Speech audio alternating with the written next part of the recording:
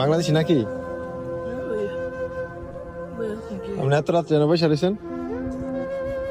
এই তো ভাইয়া, থাকার জায়গা নাই, থাকার জায়গা নাই। আজকে অনেক দিন হয়েছে বাইরে বাইরে ঘুরতেছি।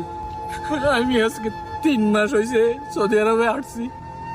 দালালে আইনা আমারে কাজও দেয় না, কিছু না। এক জায়গায় কাজও গেছি, 1 মাস হয়েছে কামের টাকাও দেয় না।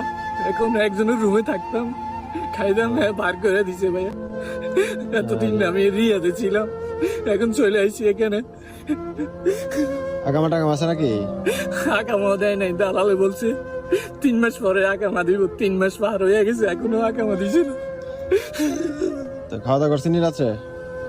না ভাইয়া, এই দেখে আমার কাছে 5টা টাকা ছিল, তুই সকালে কি খাবো? এই দেখেন কবুজ ভাইয়া, একটা কবুজ খাইছি আর এই কটা কবুজ রাখছি, সব তো হয়ে গেছে ভাইয়া ঘরের মধ্যে। তো আপনার কাইন্দেন না